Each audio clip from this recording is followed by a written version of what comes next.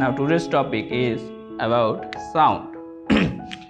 Now in this topic we can learn what is sound, what is the essential criteria for hearing the sound, and what is the necessary part in our human body for the hearing of sound, and differentiate between different properties of sound like pitch, loudness and etc. So start the topic. Now sound. What is sound? First of all, the general query is what is sound? Sound is also a kind of energy. In your previous section we know the energy. Sound is a kind of energy, and more to add, sound is a kind of energy which perceived by human ear, and it is actually sensed by human organ. So sound is a kind of energy. Now there are important criteria for the particle vibration in production of the sound. Now there are two kind of wave. Sound is a kind of wave as it is flow from through a medium. So there is a wave. Wave corresponds to two types. One is called transverse wave and another one is called longitudinal wave.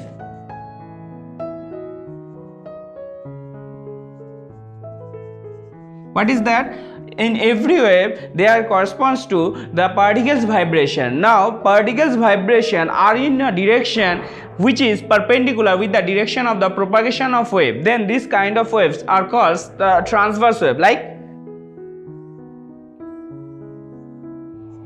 those are the particles which vibrate in a direction of perpendicular with the direction of propagation of the sound. This way the propagation of the wave, like this is a kind of wave which is directed at that particular direction, and the particles are vibrate along this direction. So these two directions are perpendicular with each other. So this kind of wave are called transverse wave. But if the waves are in this manner,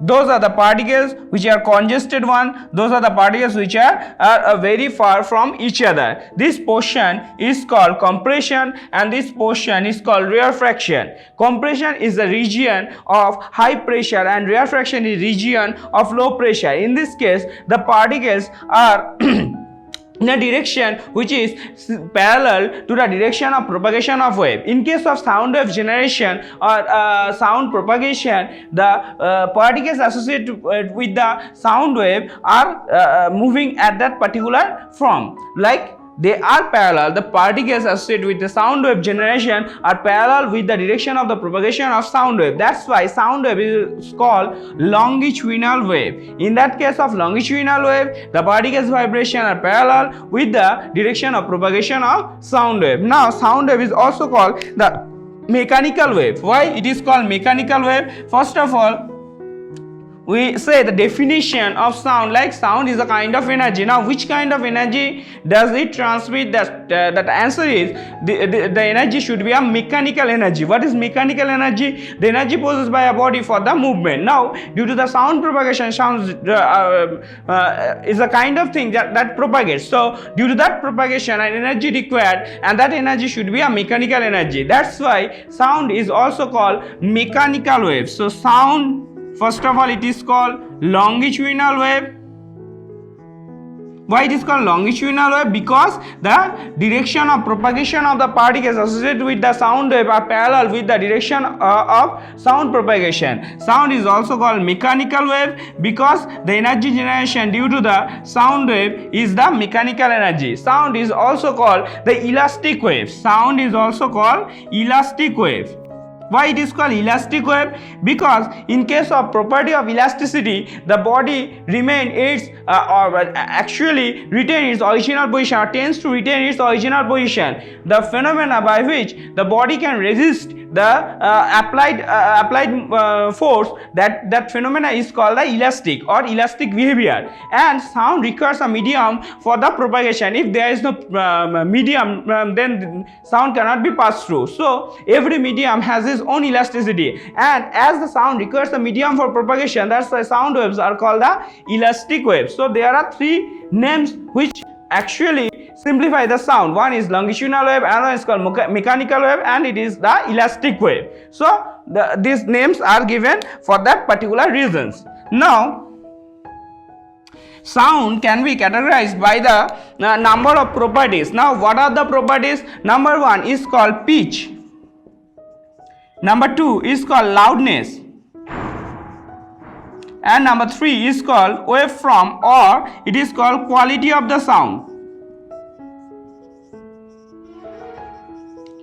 Pitch, the property by which a shrill sound can be differentiated between the faint sound, that property is called the pitch. Pitch is dependent on the frequency. And what is frequency? Frequency is the number of oscillations produced per unit second. Loudness is a particular kind of property by which a loud sound can be differentiated from the faint one. So loudness depends on amplitude. And amplitude, what is amplitude? Amplitude is the maximum displacement for a particle from its mean position. There are two positions we know in the previous class, extreme position and mean position. For any kind of vibration, these two positions can be held. One is mean position, another is extreme position. From the mean to extreme position, the distance is called amplitude. The particles whose amplitude is greater, that means its loudness is greater, that means we can hear the loud sound.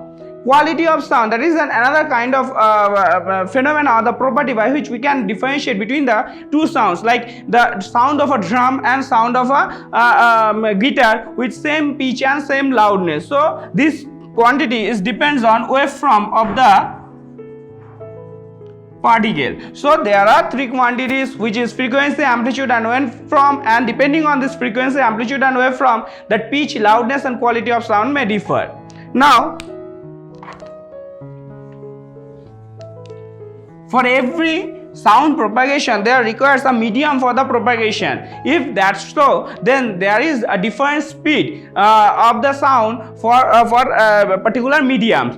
There are three states of matter. One is solid, then liquid, and then gas. So these three mediums require the propagation of the sound wave. Now, as the particle density is higher in the solid medium and less in the liquid medium and very less in the gaseous medium, that's why the particles density is higher, that means vibration is higher, that means sound travels faster in solid, less compared to solid, but in liquid, and very less in gaseous. But in case of free space, sound cannot be propagated because sound requires a medium for the propagation. There are various factors which actually calculate or actually affect the speed of sound. Now in your next class we can discuss about that.